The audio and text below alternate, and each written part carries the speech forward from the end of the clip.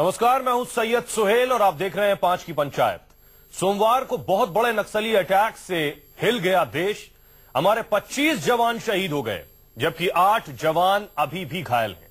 यह साल का सबसे बड़ा हमला है। नक्सली हमला पूरी तरह से सुनियोजित था और इसे करीब 300 नक्सलियों ने अंजाम दिया। नक्सलियों ने गांव के लोगों को ढाल बनाते हुए हमारे शूरवीरों पर रॉकेट लॉन्चर दागे और अंधाधुंध फायरिंग की।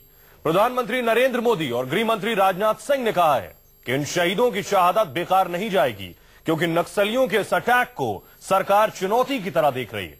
इस अटैक के बाद हर तरफ से आवाज उठ रही है कि बस अब और नहीं, देश के सपूत यूं कब तक जान गंवाते रहेंगे। ऐसे में 5 की पंचायत का हमारा सवाल है कि लाल आतंक पर सर्जिकल स्ट्राइक कब और देश में ही कब तक युद्ध लड़ेंगे भारत के वीर।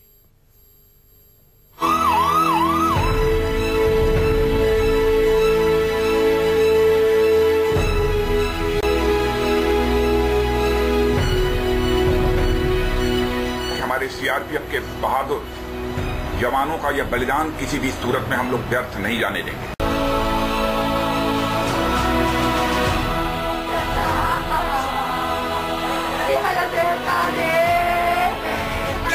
क्यों हमारे साथ नाइंसाफी हुआ?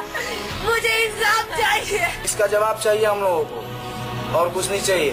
चोरी डकैती में नहीं मारा गया, देश के लिए मारा गया है। सरकार से निवेदन करते हैं और मांग करते हैं कि हमारे फौजियों को, हमारे भाइयों को ये शहादत बेकार न जाए और इसका बदला लिया जाए। हर शहादत के बाद हम यही लाइनें दोहराते हैं, बहुत हुआ अब नहीं सहेंगे, अब बदला लेंगे। लेकिन फिर कुछ महीने बाद हमारे जवान शहीद हो जाते हैं। हमारे साथ बहुत ही खास मेहमान, बीजेपी प्रवक्ता विजय सोनकर शास्त्री साहब, defence expert colonel Danveer Singh, former IG CRPF RK Singh साहब और कांग्रेस प्रवक्ता चरण सिंह साहब। आप सबका बहुत बहुत स्वागत है। सवाल यही है शास्त्री साहब कि हर बार शहादत के बाद यही लाइनें हम दोहराते हैं, बहुत हुआ अब नहीं सहेंगे, और फिर 2 महीने बाद हमारे जवान शहीद हो जाते हैं। सर्जिकल स्ट्राइक पर तो सर हम क्रेडिट लेते हैं बैनर पोस्टर लगाकर, ये कौन जिम्मेदार है? देखिए सैयद सुहेल जी, निसंदेह नक्सल समस्या के विरुद्ध काफी हद तक कार्रवाई हो रही है और आज उसका परिणाम भी है कि ये नक्सल प्रॉब्लम जो है एक छोटे से क्षेत्र में सिमट करके रह गया है। पूरी तरह से इनको न्यूट्रलाइज करने की सरकार की कोशिश चल रही है और उसी प्रयास का ये नतीजा है कि वो हताशा और निराशा में उनके नक्सल नेताओं ने इस प्रकार की कायरतापूर्ण घटना को अंजाम दिया है।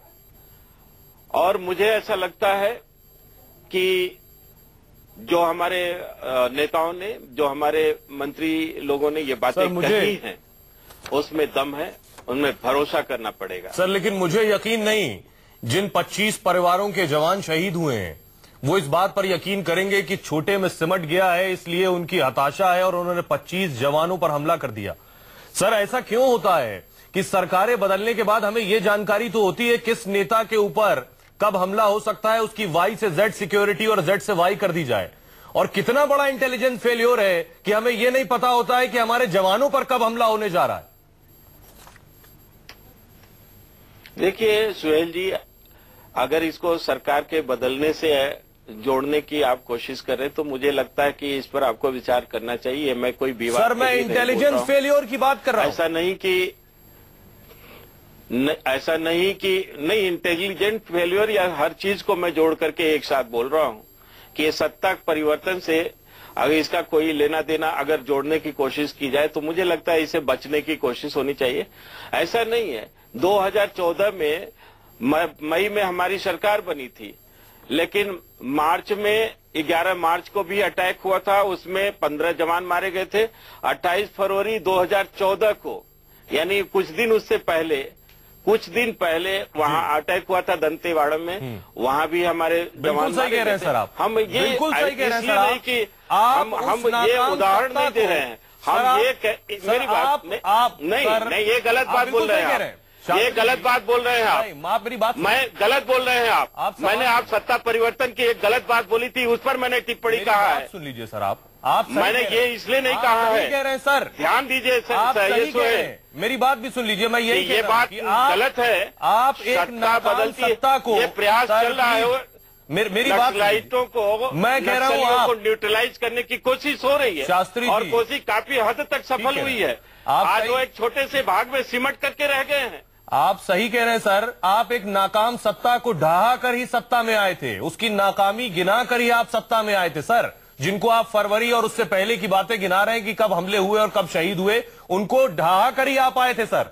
यही आपसे लोगों की उम्मीदें थी। नहीं तो मैं तो कामयाबी। चरण सिंह जी, मेरा सवाल आपसे ये है, आज हालात ये है चरण सिंह जी, नक्सली समस्या का, चरण सिंह जी, छोटे से एरिया में सिमट करके रह गए। चरण सिंह जी, आप क्या कहेंगे, क्योंकि जो बात शास्त्री करने की कोशिश कर रहे हैं। शास्त्री जी, चरण सिंह जी से मेरा सवाल है। चरण सिंह जी, जिस तरह से फिलहाल जो फेलियर नजर आ रहा है, इसी तरह आप भी फेल थे सर। शास्त्री जी खुद ही कह रहे हैं कि 14 में भी जवान शहीद हुए, 13 में सुकमा में 27 शहीद हुए, 12 में फिर गढ़वा में 13 शहीद हुए। सर, ये फेलियर की दास्तान तो लंबी है, आपके दौर से और उससे पहले से चली आ रही।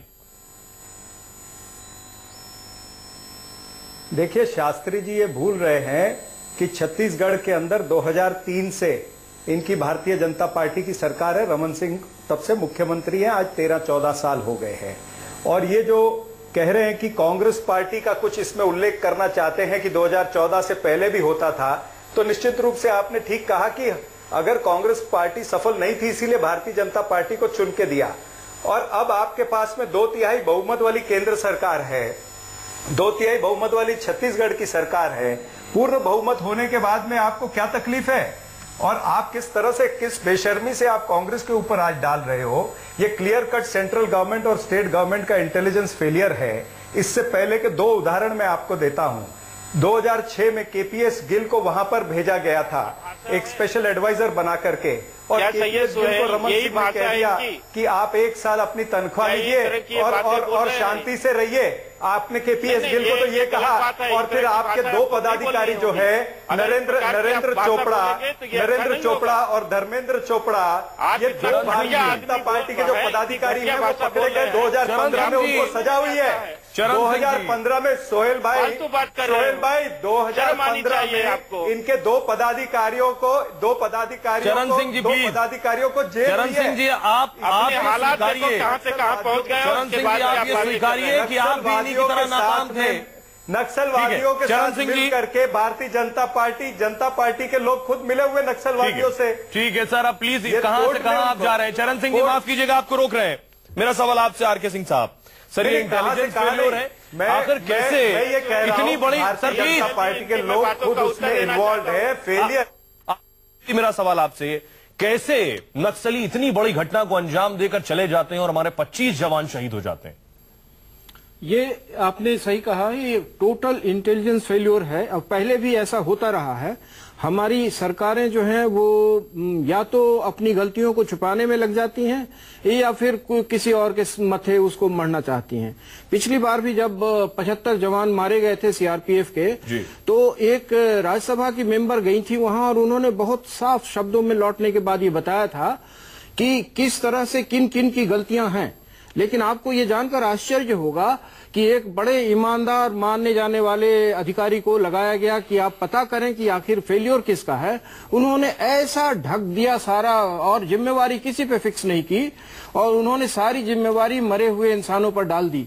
तो इस तरह से अगर किया जाएगा तो कहीं भी करेक्शन नाम की चीज नहीं हो सकती, इंप्रूवमेंट नहीं हो सकता है। बड़ी बड़ी मीटिंग्स होती रही हैं, मैं तो देखता रहा हूं यूपीए 1 यूपीए 2 में बड़ी बड़ी मीटिंग होती रही हैं कि नक्सलाइट प्रॉब्लम को कैसे टैकल करेंगे, कैसे सॉल्व करेंगे। वहां पर शब्दों का सिर्फ जाल बुना जाता था कि साहब नक्सलाइट मत बोलो तो LWE बोलो और पता नहीं क्या क्या बोलो, लेकिन सही मायने में अप्रोच नहीं होता था कि हम इस प्रॉब्लम को किस तरह से टैकल करेंगे। सर देखिए, अप्रोच की कमी है। हमारे साथ आरके सिंह साहब हैं, आप भी चरण सिंह सुन लीजिए, और शास्त्री जी प्लीज, शास्त्री जी आप भी सुन लीजिए। आरके सिंह साहब फॉर्मर आईजी सीआरपीएफ है सर, और राष्ट्रीय सुरक्षा सलाहकार समिति का सदस्य भी नक्सलाइट को बनाया गया था। ठीक ये है। पूरे देश ने देखा। दानवीर साहब, मेरा सवाल आपसे, शास्त्री जी, इनके खिलाफ कड़ी शास्त्री जी आपके पास आएंगे, अभी और भी सवाल है आपके लिए मेरे पास। विजय सिंह ने क्या बोला था? शास्त्री जी, बेशर्मी की बात बोली थी। ये कांग्रेस के लोगों को तो ये समझना चाहिए, यहाँ बीजेपी कांग्रेस नहीं खेल रहे हैं सर अभी हम, तो आज भी इस तरह की बातें करते हैं। सर मेरा दानवीर साहब आपसे सवाल है, क्यों नहीं, हम किस इंतजार में हैं, हम क्यों नहीं आर्मी को इस्तेमाल करते हैं सर? देखिए, आर्मी का स्टैंड इसमें बड़ा सिंपल है। आर्मी कहती है कि ये बिल्कुल लॉ एंड ऑर्डर सिचुएशन है, इसको अगर आप उस लेवल पे लेके जाएंगे जिसमें आर्मी का इस्तेमाल करना पड़े, तो आपको यहाँ पे armed forces special powers act लगाना पड़ेगा, डिस्टर्ब्ड एरिया एक्ट लगाना पड़ेगा, और इसका मतलब ये होगा कि देश के 60% क्षेत्र में armed forces special powers act लग जाएगा। बगैर इस प्रावधान के फौज को वहां पे लगाना बेईमानी होगा, और अगर फौज को आप लगाएंगे और उसको पावर्स नहीं देंगे तो आप इसी प्रकार की ये तस्वीरें देखेंगे जैसे आप अभी देख रहे हैं। सिर्फ फर्क ये होगा कि अब सीआरपीएफ की जगह वहां पे फौजी होंगे। तो इसका मतलब ये भी है कि जो सर क्या परेशानी, हम arm force special power act use करने में क्या दिक्कत है वहां? एक संदेश जाएगा पूरी दुनिया में, जो सबसे ज्यादा प्रभावित टेररिज्म के कंट्रीज हैं, हिंदुस्तान उसमें 5वें नंबर पे आता है। आपको इराक के बाद हिंदुस्तान का नंबर है। जितने क्षेत्रफल में आतंकवाद की घटनाएं हो रही हैं, जितना पॉपुलेशन प्रभावित है, वो काफी बड़ा है, बहुत बहुत मुल्कों से भी बड़ा है। आप देख लीजिए 5 राज्यों के अंदर, बड़े बड़े राज्य हैं जिनके अंदर वो पूरी तरह ग्रस्त है नक्सलवाद से। तो ये एक बड़ी समस्या है, और इसको लॉ एंड ऑर्डर के तौर पे ही ट्रीट किया जाए तो बेहतर है, क्योंकि ये समस्या जो है पॉलिटिकल ज्यादा है, डेवलपमेंट रिलेटेड है, एडमिनिस्ट्रेटिव प्रॉब्लम बहुत ज्यादा है। डेवलपमेंट तो होने ही नहीं दे रहे हैं सर। आप कुछ कहना चाह रहे थे इनके जवाब पे? क्या हम आर्मी का इस्तेमाल नहीं कर सकते? नहीं, आर्मी के इस्तेमाल करने के फेवर में मैं बिल्कुल नहीं हूं। सिचुएशन ऐसी नहीं है कि आर्मी को वहां डिप्लॉय किया जाए, बिकॉज जैसा दानवीर सिंह ने कहा है कि जब आप आर्मी को डिप्लॉय करेंगे तो वो अपनी ताकत मांगेंगे, अपनी वसूलों के अनुसार काम करेंगे। वो इस पर नहीं काम करेंगे कि सिविल पुलिस क्या कहती है और लोकल एडमिनिस्ट्रेशन क्या कहता है। वो अपने तरह से काम करते हैं, फ्रीली काम करते हैं, इंडिपेंडेंटली।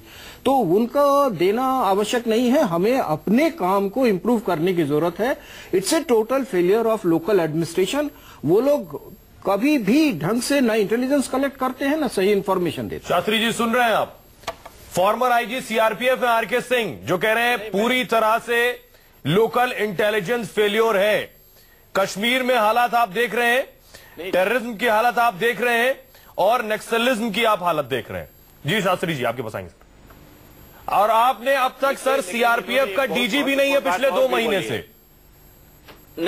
नहीं, ये इन्होंने एक बहुत महत्वपूर्ण बात बताई कि ये एक पॉलिटिकल इंटरवेंशन भी इसमें ज्यादा रहता है। आप सोचिए एक चीज कि वो हिंदुस्तान में सर लंबे समय बाद एक पूर्ण मेजॉरिटी की सरकार आई है सर। आप और ये सरकार, ये सत्ता का परिवर्तन नहीं बल्कि व्यवस्था का परिवर्तन है।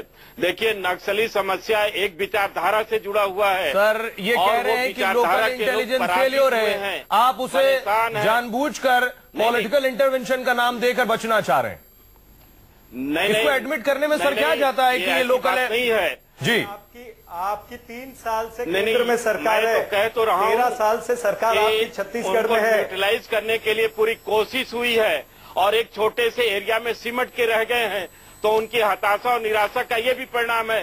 पर जो सबसे बड़ी बात है कि वो 25 जवान अभी शहीद हुए हैं, 12 जवान मार्च के महीने में शहीद हुए, और कितने जवान शहीद कराना चाहोगे? उनकी विचारधारा बाहर हो रही है।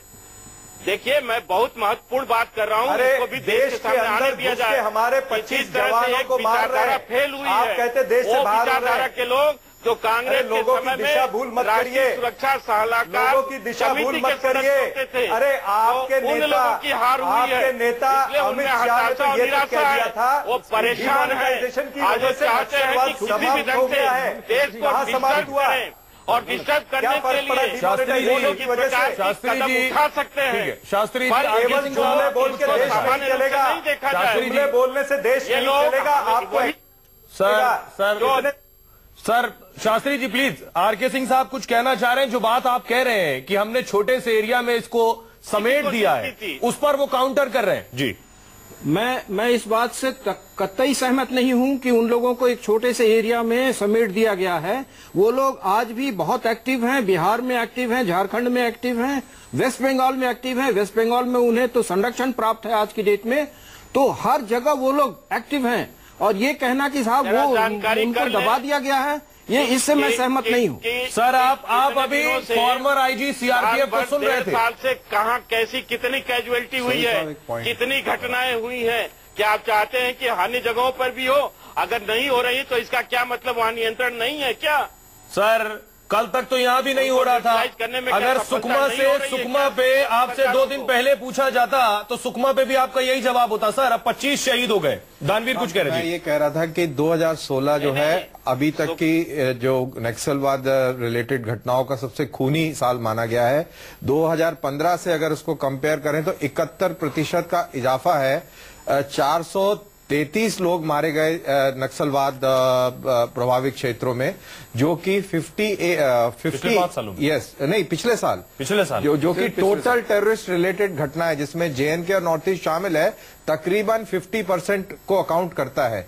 तो ये कोई छोटी फिगर नहीं है। ये भी एकदम से हाईलाइटेड हो गया क्योंकि बहुत बड़ा ये घटना हो गई जिसमें हमारे 24 सैनिक शहीद हो गए। शास्त्री साहब जवाब देंगे क्या? गंभीर समस्या है ये। शास्त्री साहब जवाब देंगे क्या? 8 नवंबर को हम सब ने सुना था कि नोटबंदी के बाद नक्सलवाद का खात्मा हो जाएगा, आतंकवाद का खात्मा हो जाएगा। देश को आप जवाब देना चाहेंगे अब? नहीं, बिल्कुल हो गया है। बहुत सारी स्थितियां बदली हैं, पर अभी जो ये घटना हुआ है, ये हम मानते हैं कि एक दुर्भाग्यपूर्ण घटना है, पर ये घटना उनके हताशा और निराशा का है। वो पूरी ताकत लगा के अपनी विचारधारा को और अपने अस्तित्व को दुनिया के सामने लाने की कोशिश कर रहे हैं, पर वो सफल नहीं होंगे। उनको माकूल जवाब दिया जाएगा। कुछ ही दिनों में सर सिर्फ 10 सेकेंड, क्या सोल्यूशन? आप कह रहे हैं कि इसका सोल्यूशन ये है कि आप भारतीय जनता पार्टी के लोग अच्छी करनी पड़ेगी, यूनिफाइड कमांड रखनी पड़ेगी और सीआरपीएफ को स्टेट एडमिनिस्ट्रेशन के चंगुल से निकालकर और सेंट्रली उसको ऑर्गेनाइज करना पड़ेगा, तभी इस चीज को हल कर सकते हैं। मैं दानवीर से एग्री करता हूं और एक बात और बता देना चाहता हूं। जैसा कहा जा रहा है कि सिचुएशन कंट्रोल में है, ऐसा नहीं है। कश्मीर में भी सिचुएशन और खराब से खराब हो रहा है। मैं एक शेर कहना चाहता हूं इसको खत्म करते हुए कि